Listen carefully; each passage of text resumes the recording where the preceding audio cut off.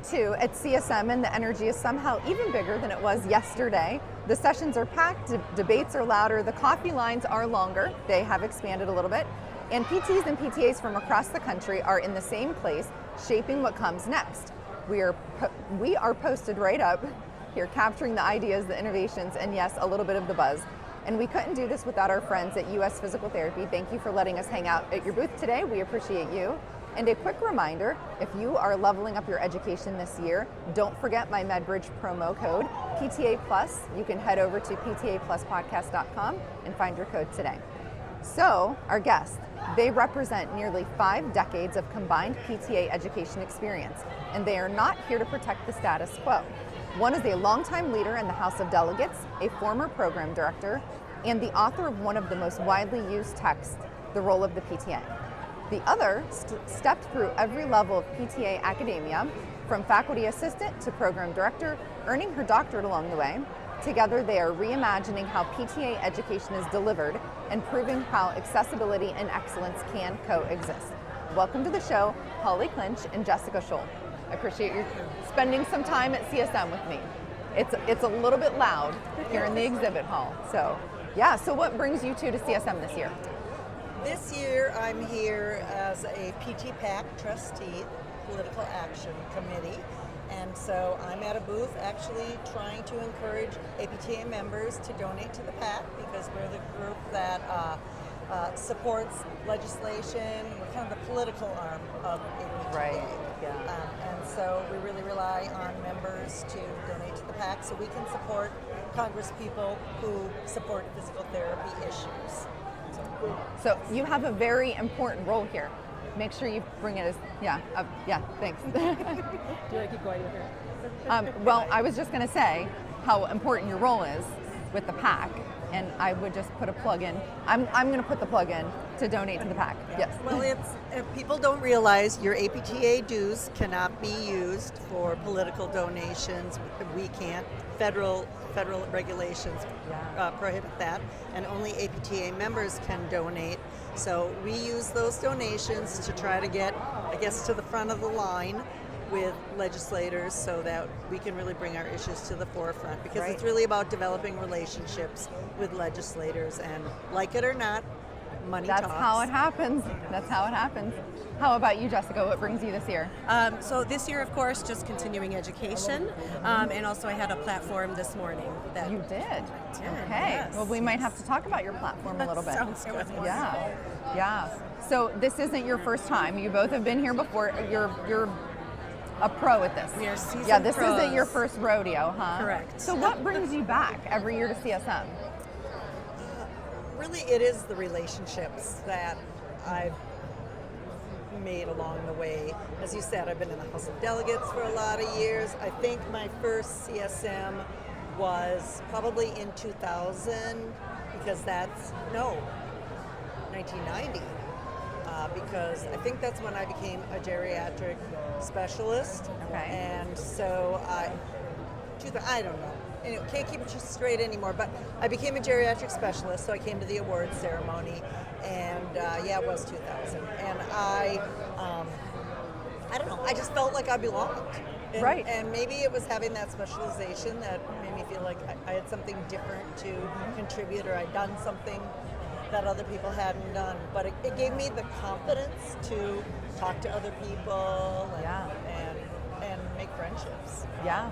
So it's been a wonderful thing to have APTA friends in my life. Of course, yeah. And the awards, it's not awards, the recognition ceremony is tonight here at CSM. So anybody who's earned their OCS and GCS, all of those things, and the PTA Advanced Proficiency Pathways get recognized tonight. And that's a really cool program that PTAs should take advantage of more often than what they do. Yeah. How about you? Right. Why do you keep coming back? I keep coming back because just the learning, and also I think it's really important, the networking as well. And usually when I introduce myself or when I meet someone for the first time, I always start off with that I'm a physical therapist assistant.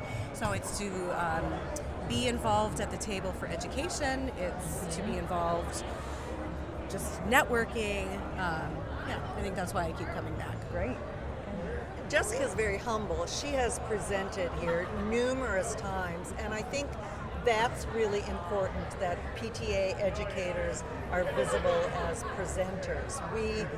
We know it's scary to do, but we want to really encourage other PTAs and PTA educators to come and present. PTA educators are the most innovative educators because they have to really go across a whole realm of learning styles and incorporate different teaching styles, and we come up with really creative things because we have very little money usually in our budgets, Right. and often maybe only a staff of 2 or 3 people, Right. Yeah. and so we do lots of really cool things, but we're too humble to toot our own horn, and we really want to see other PTA educators and PTAs do that. Well, I can tell you that what I did before I headed out to CSM, and I've actually been doing this for a while now, as soon as CSM opened and I could see the speakers and the whole agenda and all of that, I started scanning to see who PTA presenters were.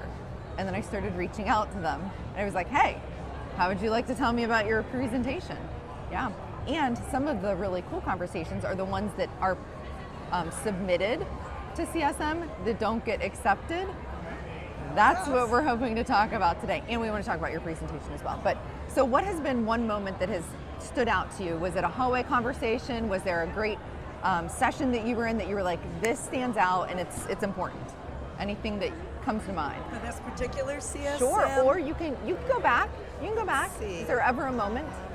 Well, like I said, getting my specialization and having people come up to me and congratulate me, and I'm like, ooh, their names are in books, and that's the president of APTA, and that just, I guess I was fangirling type. Yeah. It was just. Hey, we all do it. It Yeah. made me feel like, oh, this is really cool. I brought my daughter here a couple of years ago, and she was like, Mom, you know everybody here. And I'm like, well, you've come a long time. Yeah. That's And you've built that network. Yeah. I always tell my students, I'm like, I can call someone in almost every state to connect or to say, hey, I have a need. Can you help me? Can you point me in the right Absolutely. direction? And that's just the power of networking. Yeah, being connected. How about you? Anything? I think for me, it was last year's Sarah Soley lecture. Yeah. That really stood out to me. And I think my proudest moment is Dr. Gleason referenced my doctoral dissertation in the Sarah Soley lectures. Wow. That was probably the highlight of all Yes. of my CSMs. Right, definitely. The Sarah Soley lecture is always good. It is great. Yeah, Yes. everybody should go and listen to at least one because they're always top notch. Yeah. So what's some skill or an idea that you guys have received here at CSM that you're ready to implement on Monday? Like, is there anything that you're like, I'm going to start doing that with my students, or I'm going to start doing that in my career, whatever it is? I just went to an interesting platform on using AI to practice interviewing skills with patients. So that's something that I'm interested in looking more into. How could we use AI to help our students practice the patient communication? Yeah. We need to lean into it, definitely.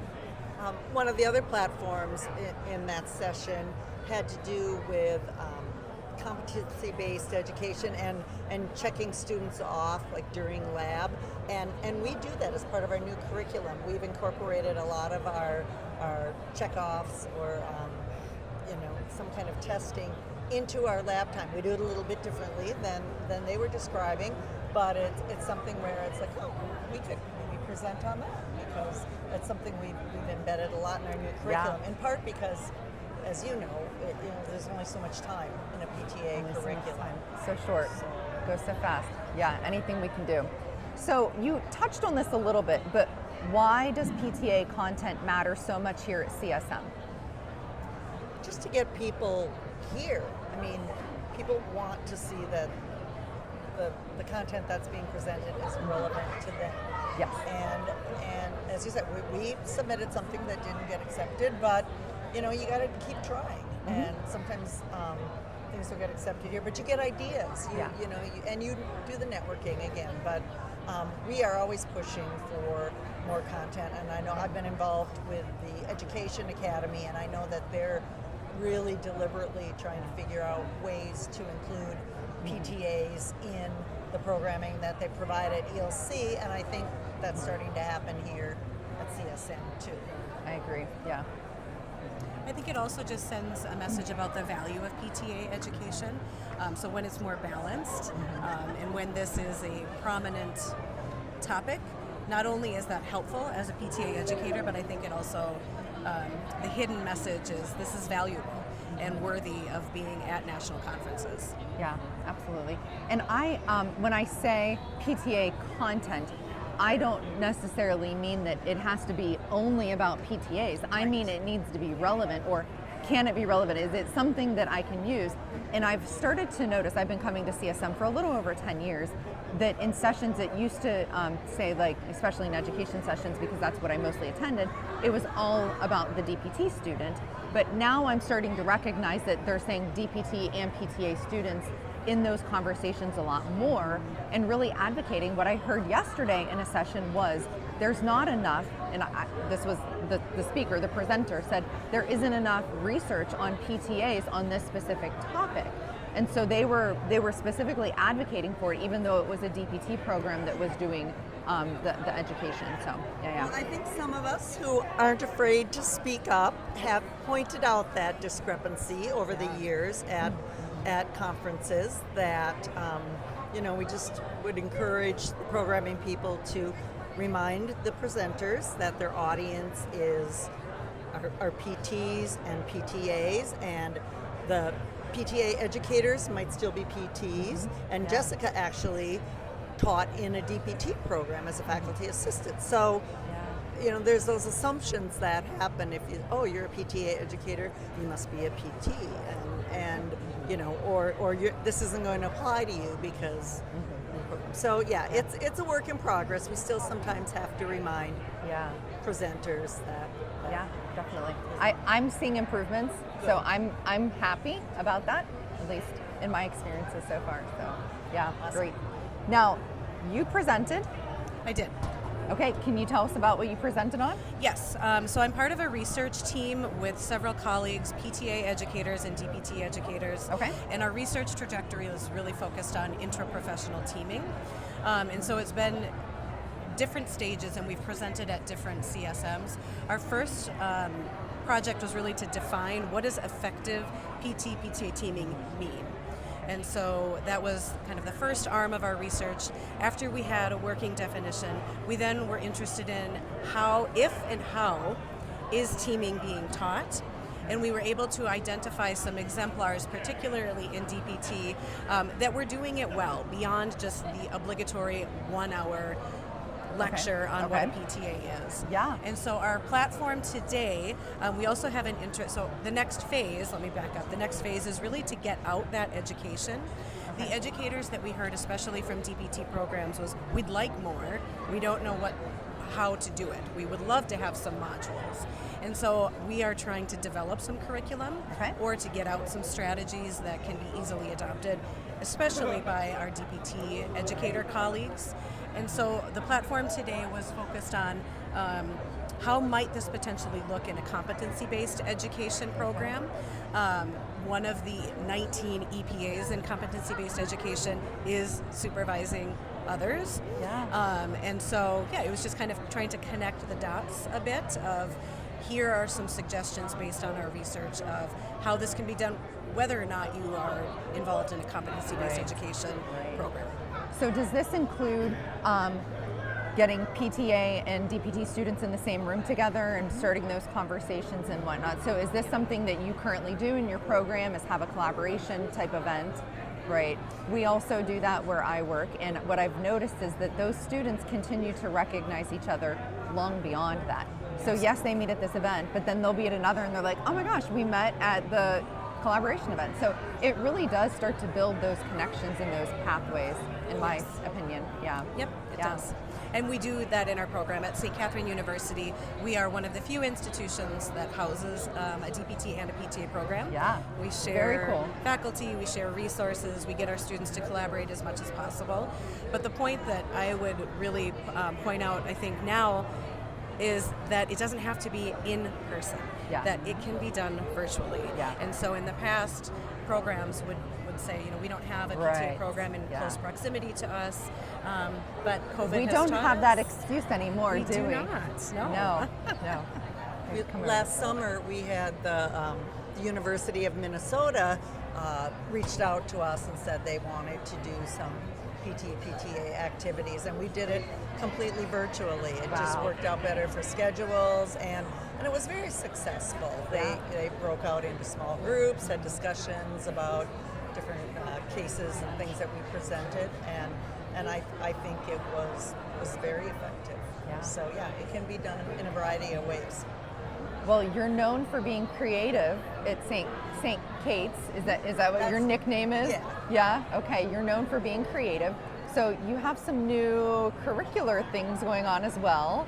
Do you mind telling us about it? Well, we're very proud of what we've been doing. Okay. I'm going to give it to Jessica for starters. Okay. To give some of the background on why we made this change. Yeah. Okay. Yeah, so I think one thing that we learned from COVID was that we can be doing things differently and it can still be effective. And so as part of my doctoral education, I did a project to really look at what are the best practices in adult education right now. And so we incorporated some of those principles. And our goal was to increase the accessibility and support for our PTA students. And so I think of it as we took a puzzle that was a beautiful puzzle that was our PTA program, and we just kind of threw it all up in the air and redid and realigned all of the pieces so we transitioned from fully face-to-face. Students would come to campus 4 to 5 days a week. All lectures were given in person, very traditional. And so one of our guiding principles was anything that can be put online asynchronously will be put online and be asynchronous. All right. And so that now our students only come to campus 1 day a week. Wow. We have consistency in how we deliver every course to take some of the cognitive load off of our students, thinking about, regardless of who the instructor is, there is the same structure, the same format, which took some buy-in, as you can imagine, from our other colleagues. Yes, and so we... Ourselves sometimes. Right, yeah. Yep, and so we shortened the length of our program, which we were able to then increase the number of clinical hours that our students spend. Great. And so far our results have been very positive. Good. Clinical skills, hands-on clinical skills have not suffered. Wow. Licensure pass rates have not suffered. Good. And we are able to now better meet our students' needs, whether it's they're not in close physical proximity, if they have other life circumstances, that they need that flexibility of they can do their education, for the most part, at a time that works for them. Yeah. Now, before I'm going to jump in, just because we literally just had this conversation at an Ask Me Anything talk over here under APTA's pavilion, and it was, how do you get students involved when they're so overloaded? And I said, I don't force them to do any of that, but what I do is I plant seeds. And I give them the opportunity. But if we can reduce that cognitive load, like you said, if we can reduce some of these other things, they might feel the ability that they could participate in some other extracurricular activities. So yeah, I just wanted to drop that point in there real quick. So carry on. No, that's a really good point. In fact, we have one of our fellow faculty members who is now getting our PTA, second year PTA students, certain ones who have the flexibility, but getting them involved in research projects that we never had our associate degree students take part in before. And that could be a whole nother topic. It could be, that could be a whole nother, definitely. So, and as you said, we've been very involved in APTA and doing things like that. So we do try to incorporate a lot of that type of stuff into our curriculum. One thing that we did not change is that we have had a leadership thread, a leadership focus. That's part of the mission of our institution, and we feel it's very important. Leadership is not a title, it's a set of characteristics, and we start from the second week in the program talking to our students about how they can demonstrate leadership and build leadership. So that's something that again, it can be done in different ways, and we realize that not everybody has the time to do, APTA involvement. And not everybody desires the two, and that's Right. okay. Yeah. Well, and I tell the story that I didn't do it a lot. I would go to our state annual conference, but that's about all I did until I was in my late 30s. You know, I had kids early, I was busy, and that's okay. As far as our curriculum, though, it really was a very deliberate process of how we created it. We set aside one afternoon a week where everybody had to be present on campus, and we literally took all of our existing courses, we cut every objective out of the syllabi and laid them out and regrouped them. We had some philosophic discussion at the beginning, like what we wanted our courses to look like, how we wanted them to mix with the liberal arts requirements that we require from our students. And I think we wanted to try to focus on the movement system and body systems. So we went around and everybody put things where they thought they should be, and then we either agreed or we did not agree, and had very good discussion. Yes.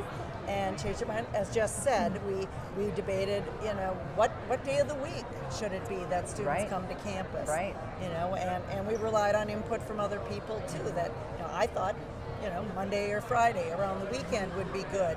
Well, if you have children, Mondays and Fridays are often when those students, schools are closed on those days. And so we chose to do it on Wednesdays, and then, we debated on should the synchronous time be before or after. But the thing that was good about it was that it was a collaborative effort. Every single person on our faculty was involved in that process.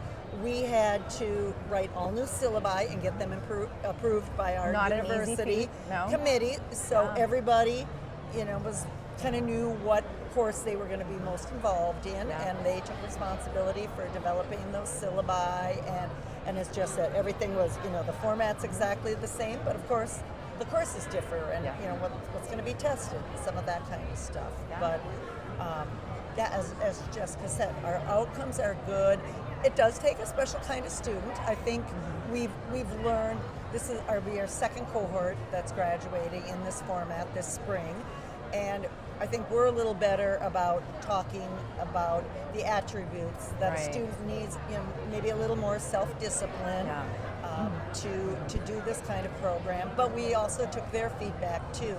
We rearranged some content because one course tended to be a little too heavy, another one was kind of light. And so, getting that feedback from students is always really important, doing that assessment and continuing on. And I have to say that we also went through CAPTE reaccreditation during this process. And of course, they really had no questions about our curriculum, and our students were wonderful and spoke really highly about it. It's different, you've got the programs that have people come to campus, like maybe one weekend a month or every other month, and then, you have programs that are the high flex ones. We just wanted to offer a different type of opportunity. Great. Hey, I love that you two are being creative and your whole program's being creative, and I like that you're asking big questions. Keep doing it. Thank you for your time. I know that it's a busy place. There's all kinds of things going on here, so I'll let you guys get back to your day, but thank you for sharing all of this information. Yes. All right. Thanks for listening to PTA Plus, the podcast for PTAs by PTAs. Subscribe, follow us on social, and share the show. Elevate yourself. This show is for educational purposes only. No clinical decision making should be made from its content. See you next time.